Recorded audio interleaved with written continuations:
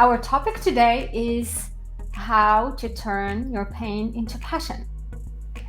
We may all experience pain. This is part of the human experience, and this is something that we may not control. It can be a loss of a beloved one, it can be a crisis, it can be a deception, a disappointment, it can be anything. But how we deal with the pain, the adversity is really what matters.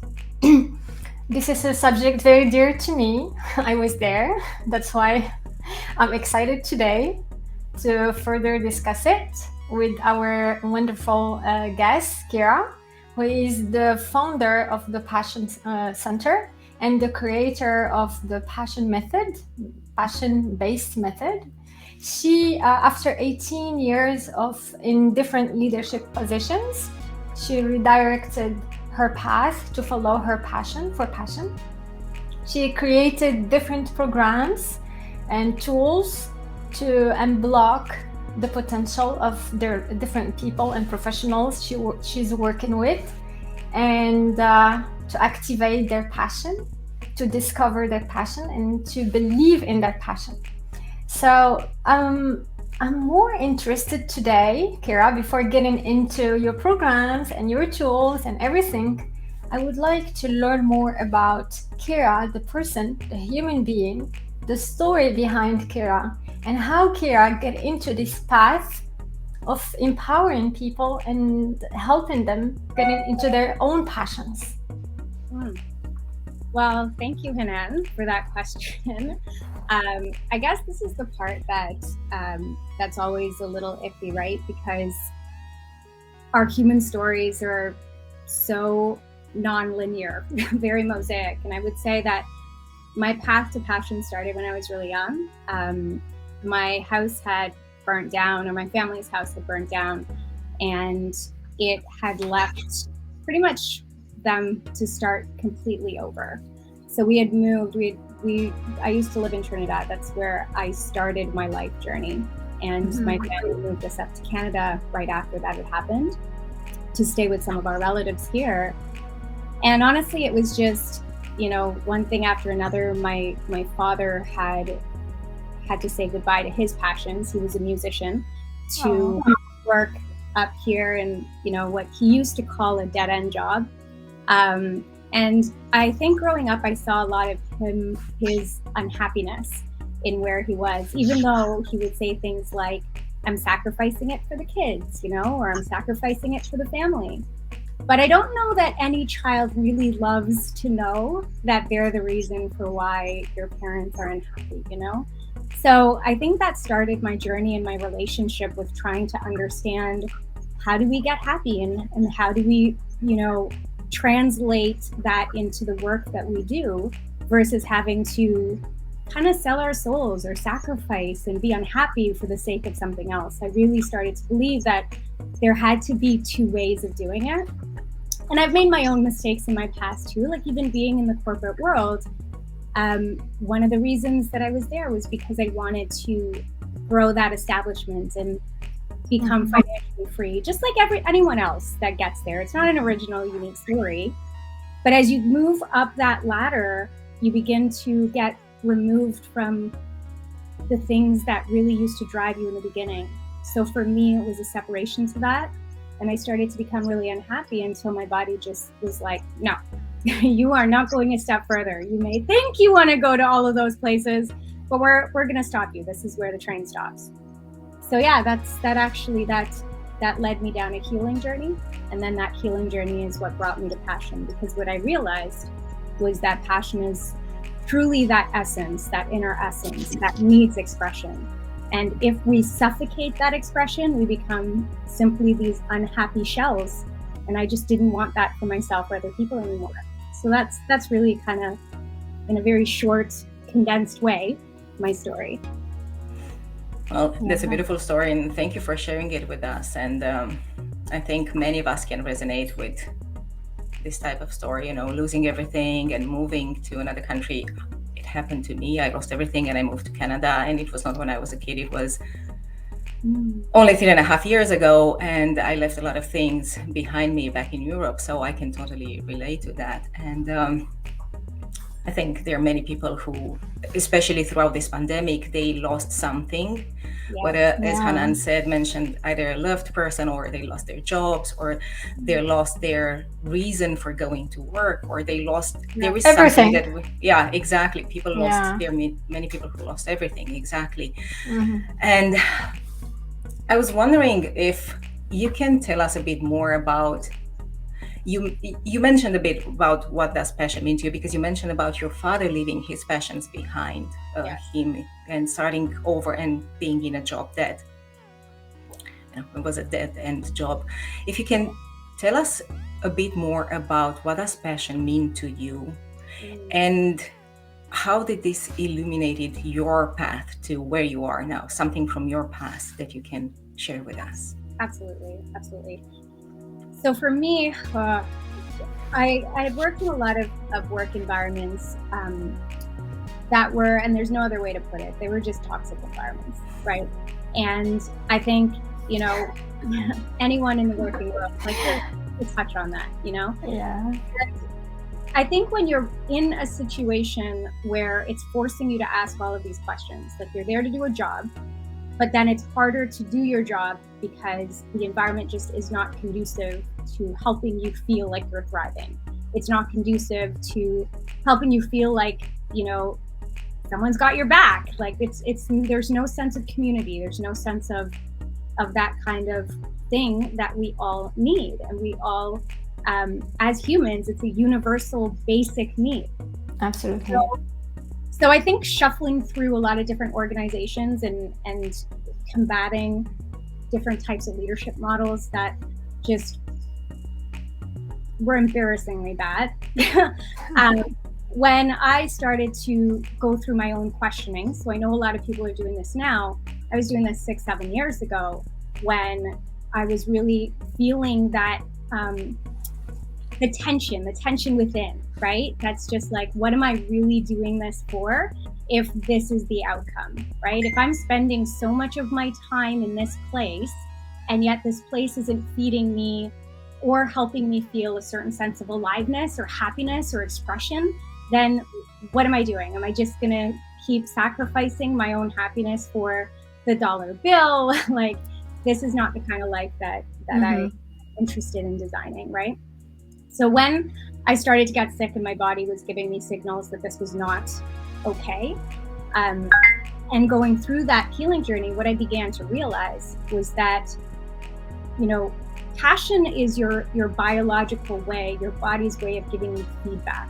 Just like anger is, just like irritability is, just like unhappiness is, just like anxiety and depression are. And you learn in the working world how to shut those things off in favor of work. But that's not the right thing to do, because the more you shut those things off, the more you become disconnected with yourself and who you actually are. And when you do that long enough, you lose yourself entirely. And I was really close to doing that. So passion is almost a path back to yourself. But the only way to do that is to actually feel the pain and the tension of not being who you are first. So the way that we simplify passion is we basically sum it down to this. Passion equals meaning times investment. It's doing the things that are meaningful to you and investing in those things that stimulate the feelings of passion. But passion also has hierarchies. You need certain things to thrive and have that meaning be expressed. One of that is your environment. Your environment needs to support that. If it doesn't support it, it's going to kill all of it. So, it's really about kind of going deeper and getting to the root of what these things are and having simple definitions for it so that we can regain our relationship with it. And that's really what it kind of means to me. So I hope that answered your question. Yeah.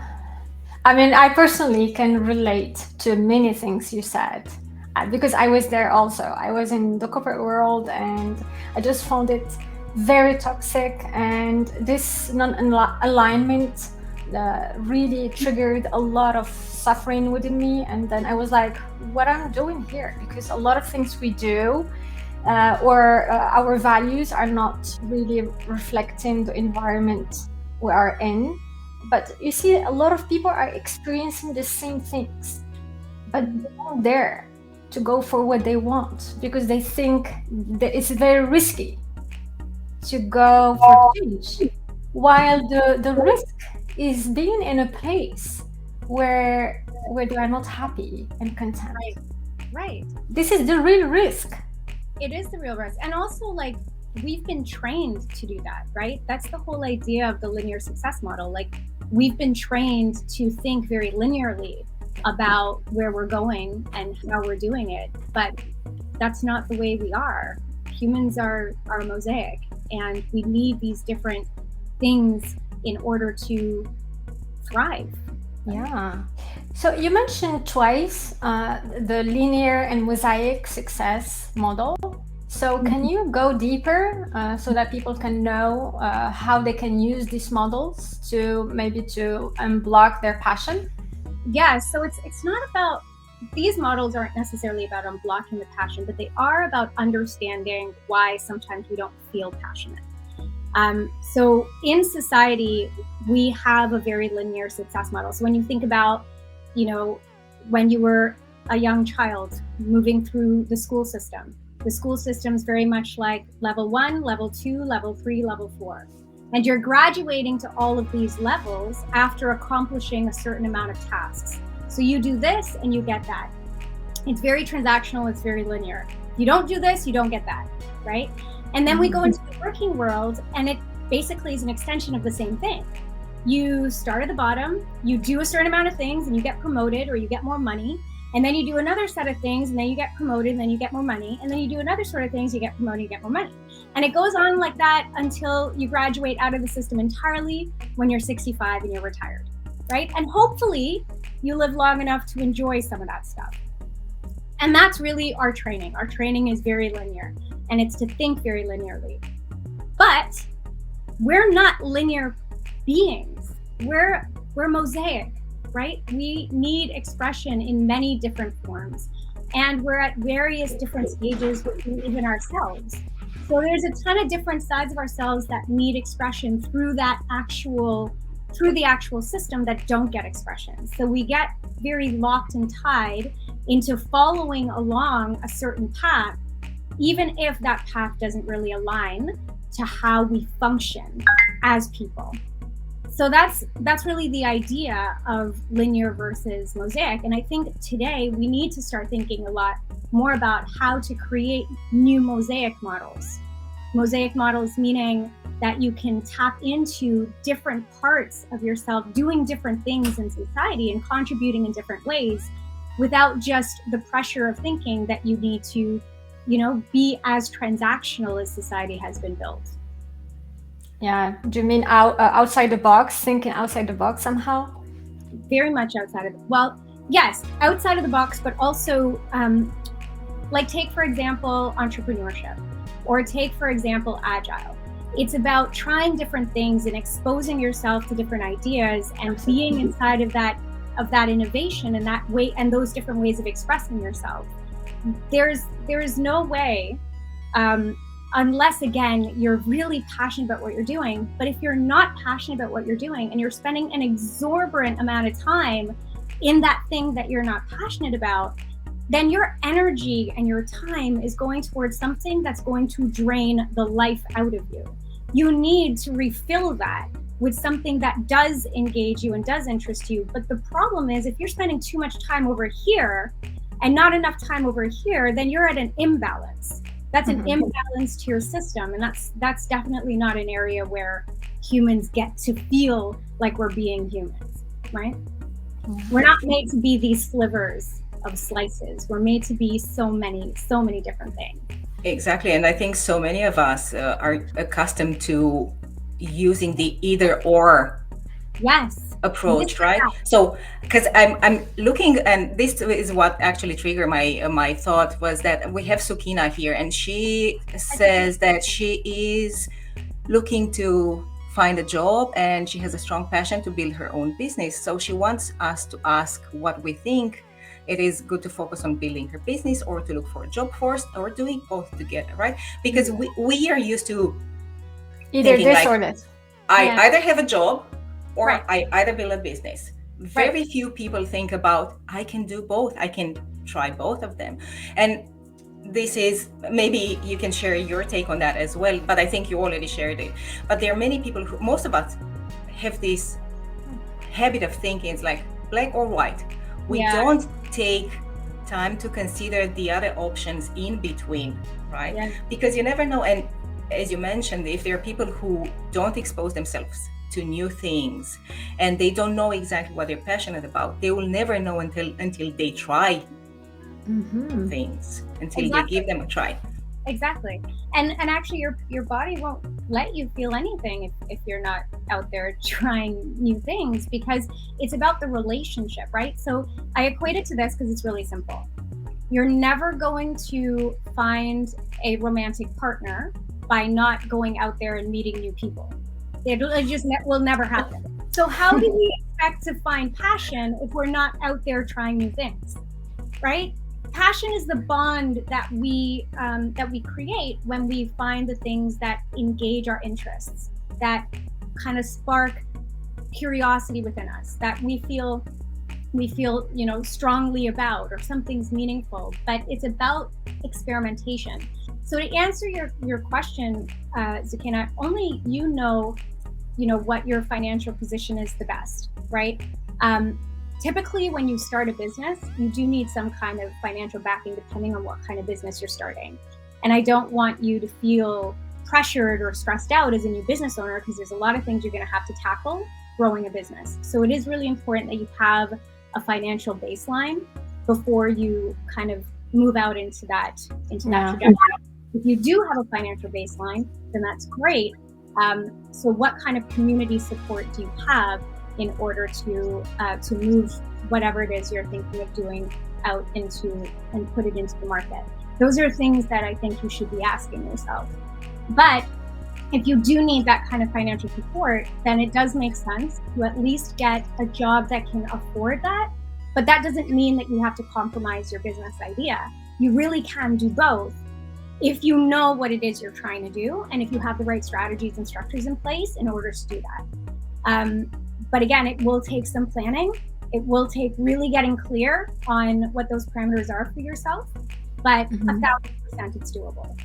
Yeah, and sometimes even if we don't know what we would like to go for, we need to take some actions. We need to try many things. I mean, passion, I don't believe it's a homemade thing. It's something that we need to go for it. Take actions. Maybe we will fail in some aspects in different fields, and from those failures we may find our passion. So there are hacks. It's not just about going out there and just trying out everything, because that's impossible, right? Like, time is a factor and there are limits. There are assessments that we have created to help along this journey and to help that process out. What we've been able to identify is that passion is the stimulation of very defined things in your life. Once you have an understanding of what those things are, what drives passion, then you get to have your zone. And when you try things within that specific zone, you're more likely to be stimulated by passion. So let me make it really simple, and I use this in pretty much every talk. Like, if I were to have 5 people that were passionate about one thing, right? So let's say it's basketball. I use basketball a lot. I don't even know why. I don't even watch basketball. But like if there's 5 people passionate about basketball, and you start asking them the questions, right? The questions of like, why are you passionate about basketball?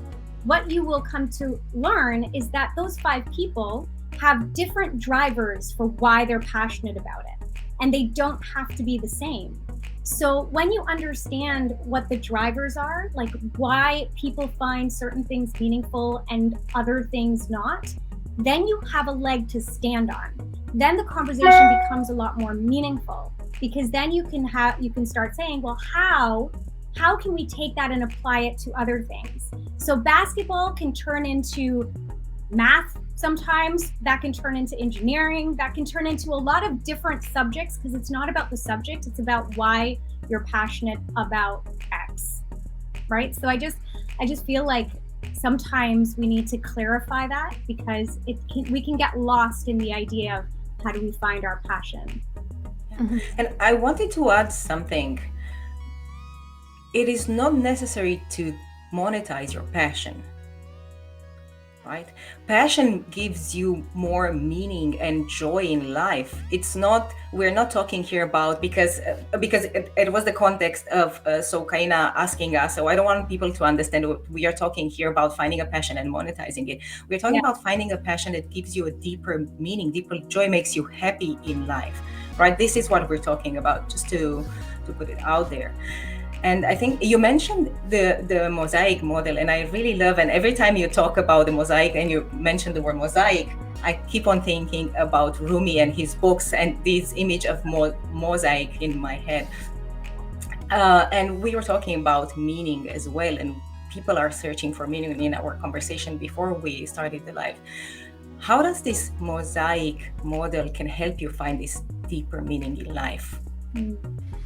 So there is a poem called The Little Book of the Human Shadow. It was written by Robert Blythe. And I don't think there's another person that has nailed this concept more, so I'm going to use him. And in it, he talks about when we're about 2 to 3 years old, right? When we're little toddlers, we are so expressive, and we're not scared of our expression. We just express. When we're upset and we're throwing a tantrum, we're going to do it. We don't care where you are. We're going to do it, right? And then 2 seconds later, we're happy and we're loving, and and we're moving through all of these different states, and we're doing all of these different things, and we're trying on all of these things, and we're curious. And all of that is us shining our 360 degrees of light. That's our mosaic. We have all of these different sides of ourselves that are wanting expression and wanting to play and wanting to do different things. But then society starts to shape it out by telling us, no, you can't do that. No, you can't do that. No, you can't do that. So we start taking away all of these things about who we are, and we put it in what he calls this invisible bag, until one day you're just this like little slice of yourself. And then we wonder why we lose our vitality and why we lose our passion, why we lose all of these kinds of things. So to answer your question, it's about getting those parts of ourselves back, right? And that can only happen through Hanane, what you said before, trying different things, doing new things, being in different environments, finding new ways to express all of these different sides of who you are again, so that you can rebuild that relationship with yourself. That's what generates our energy. That's what generates our drive. That's what generates motivation. And that's what generates our passion. Knowing and understanding those sides that want expression, that's about understanding yourself. You can't actually know your passion if you don't understand yourself. They are like this. Your passion is your highest self-expression. So that's how I would answer that. It reminds me of the saying, you cannot find a solution if you don't know the problem. Right? Yes. Yeah, you cannot. Great question. Yeah, you cannot find your passion if you don't stop and look at within you, to look what would you like to explore in your life. And this reminds me of something that I heard. I don't remember the name of the person, but this is she explained how to find your message. And she split that into two. She took the message, you see, the message word is split into two words. The mess, H, message. Yeah. The mess is what's going wrong in your life. This is the mess in your life. And H, what H? When you are young, now, whatever. I mean, just finding your mess in your life and what age, and this can be your message. Because this can be done in different way. How to turn your pain into passion, how to turn your pain into a sense of purpose, or how to turn your mess into message. So Yeah. I'm asking you this question because I know that the people who are listening to us would like to have like I don't know if there is a process for you to find how to turn this pain into passion. Yes. Since it's really the major question here in this episode. 1,000%. So I'll take you through a little bit of what pain is, right? So every time we feel like something's off in our life or something tragic has happened, it creates disorder in our body, just disorganization. And so our bodies are always trying to get to harmony, and harmony is the absence of disorder. It's the absence of chaos. It's order. And when we go through this pain, we are deeply motivated and inspired to ask deeper questions because we're trying to resolve it. Inside of our approach to resolving it, if we're actually going to take our time to look at the pain that's happening, and this is the thing, not a lot of us, it's kind of our engineering to avoid pain. We are massive pain avoiders, and we'll numb it using all of these different things. But it's important to know that it's by looking at the pain in your life that helps you to birth an understanding of what's meaningful to you, because you've had to go through it. And anything that we've had to go through that's darker, that's more painful, if we have gone through the mud and we've solved that problem for ourselves, and now we can take that and solve it for someone else, there's no better passion hack or purpose hack than that. That's what triggers all of the neurochemicals to really explode inside of our brains and carry out through our bodies, because we are designed to problem solve for ourselves first and then to do it for others.